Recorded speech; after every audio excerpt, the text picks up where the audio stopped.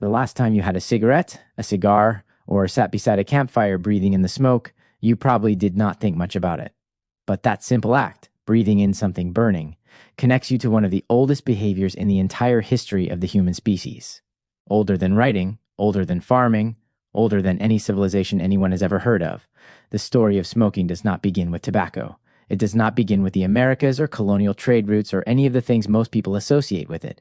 It begins with fire, and fire has been part of the human story for an almost unimaginable length of time. The oldest confirmed evidence of our ancestors using controlled fire comes from a cave in South Africa called Wonderberg Cave. Researchers found burned plant material and charred animal bone dating back roughly 1 million years. 1 million. That was not a wildfire accident. That was deliberate, sustained fire used inside a cave over and over again. Now think about what that actually means. For 1 million years, every human and pre-human ancestor who wanted warmth, cooked food, or protection from the night sat in smoke. Every single night. Smoke was not occasional. Smoke was just air. And when you burn different plants, different wood, different organic matter, you do not just get heat.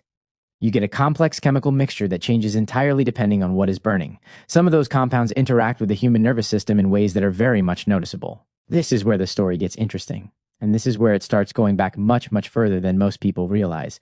Before anyone ever made a pipe. Before anyone ever dried a leaf to smoke it. Before any of the things we normally associate with smoking existed.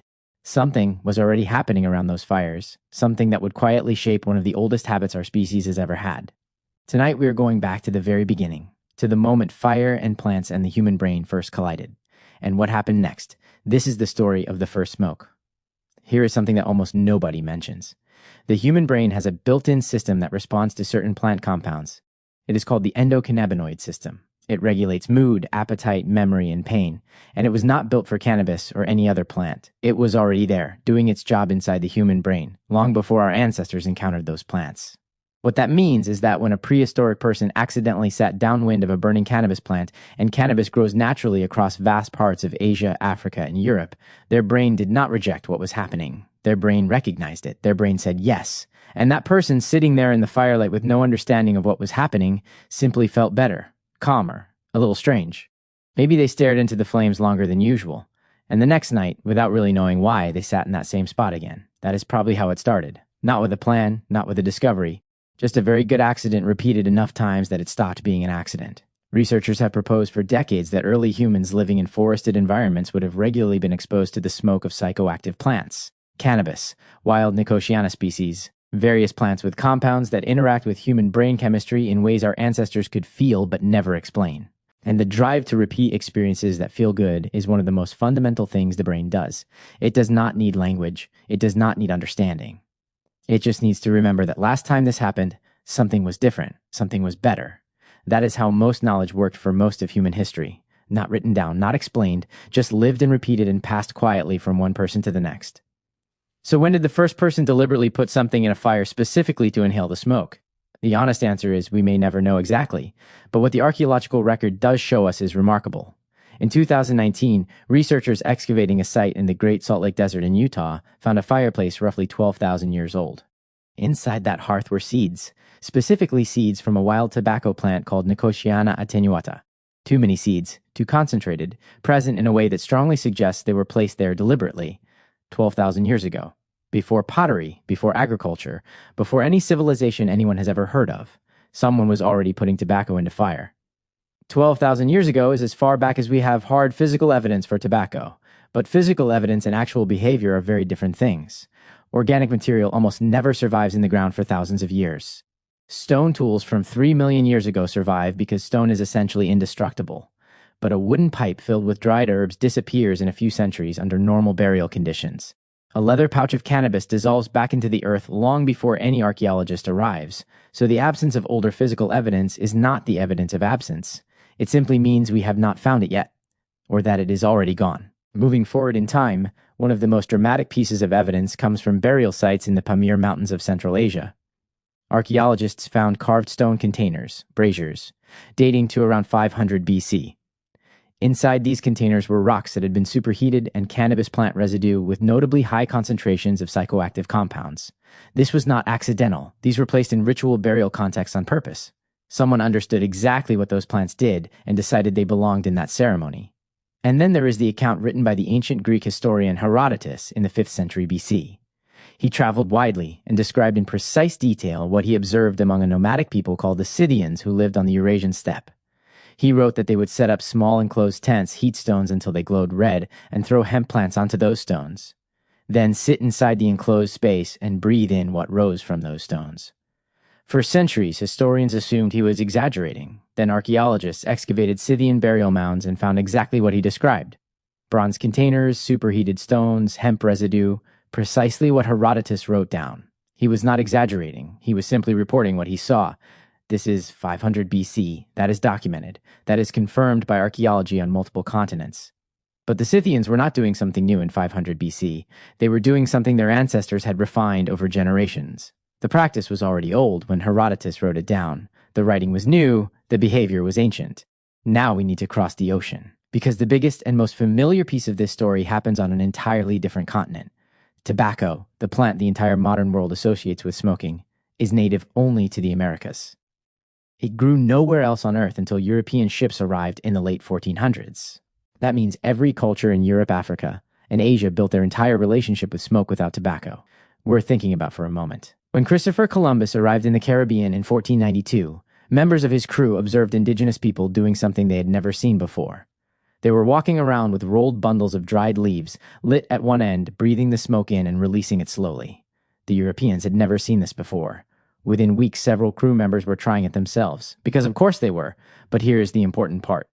Tobacco use in the Americas was not a 1492 discovery. Archaeological evidence puts it back at least 3,500 years in the southeastern United States. Chemical residue from tobacco has been found in ancient pipes going back millennia.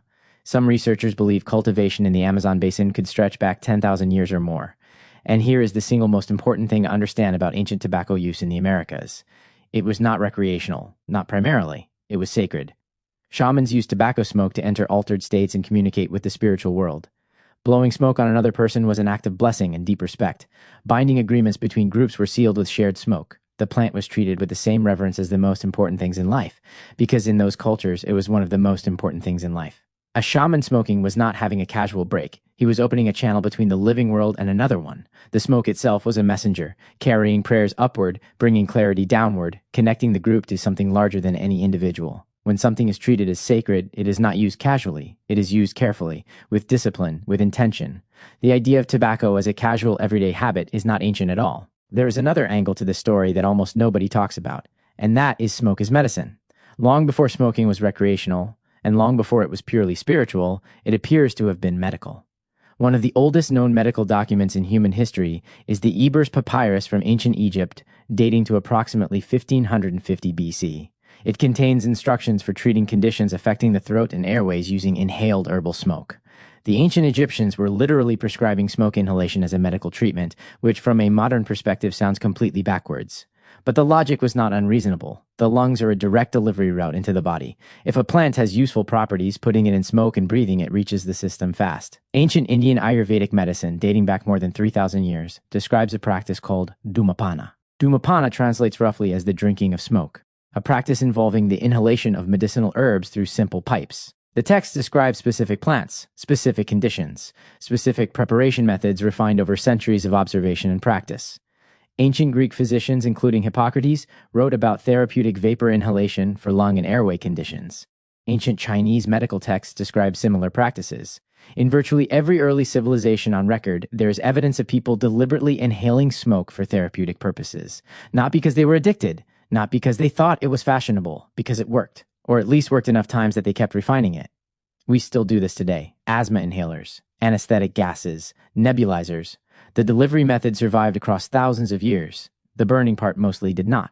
But the logic behind it, lungs as a fast delivery route, never went away. There is one more angle to this story that rarely gets discussed, and it might be the most important one of all. Humans are deeply social animals. We evolved in groups. And for most of our evolutionary history, group cohesion, the ability of a group to stay together and act in coordination, was a matter of survival. Isolated individuals did not survive, groups did. Anything that enhanced social bonding had genuine survival value, and shared rituals, including shared experiences involving altered states, are extraordinarily powerful tools for building the kind of deep trust that groups need. When a group of people go through a shared, altered experience together, it creates a sense of connection and mutual understanding that is very hard to replicate any other way. Modern neuroscience has confirmed this. Shared rituals synchronize neural activity. They increase trust. They deepen group identity in measurable, documented ways. So when a group of ancient humans sat together in a small space breathing in smoke from burning plants and collectively entered an altered state, that was not just recreational. That was social technology.